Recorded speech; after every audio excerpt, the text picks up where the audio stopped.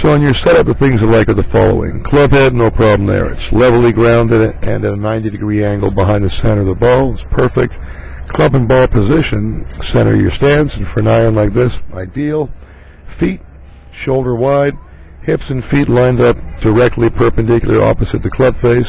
Perfect. Great little spine angle. But two little things. We need to get you a little more in the balls of your feet. Okay, so your body weight tends to sink on your heels.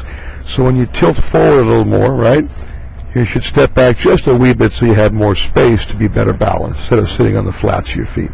And the second thing, which contributes to the wrist being as active as you'll see, is your right hand tends to be over and the forearms rolled inward like this. Should be more underneath the bottom hand, gripping it more in the fingers and thumb on top, and then tucking it in like you can see with me to the right. Keeps your shoulders square to the target. You should actually see part of your left forearm. Ideally, if you had yourself in this position, say you're looking at yourself opposite a mirror, you want to see the left forearm as in front of the right and not the opposite, right? Okay. So if the shoulders are square, and if you have a little more space and better balance, you can turn and support that turn without having to get as much small muscle involvement, right? Real simple thing you want to do for posture is you could tilt from your hips forward first, flex your knees, and with your head up, let your arms drop. If they hang suspended, balance is good. They rest on your legs, you're probably sitting back on your heels, right? Yeah. It's just a basic balance and posture check. You're going to watch your movement now away from the ball. You can see the beginning of your swing. You pretty much have to start the swing back with your wrists and forearms. Okay, so now, by pulling the club back with your wrists and forearms, you've actually softened that right arm, right?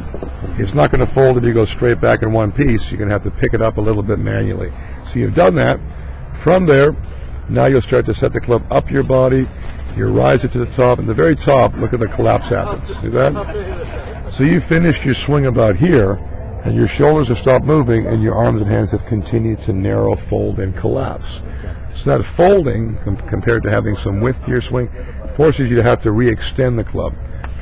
And you can see on the way back down, from that position there, you're going to have to come over the top, okay? So your arms get thrown in front of your body, and the club comes outside the ball line. Look how the club face is open, right?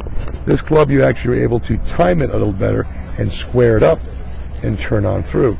But if you're a little late with the club coming down open at impact, they're going to go all that way. Really right. And the more aggressive you try to hit it, the more difficult it is to square the club face up. So if you're squared up in the alignment of your shoulders and you're better balanced, the club can go back directly back with your left shoulder and arms in one piece, and then it's going to be in an easier position to follow your lower body as you pivot and swing through. So a good swing trigger for you is think of your backswing as always feeling compact in feel and not as long and loose. And the alignment will help you turn that way more efficiently.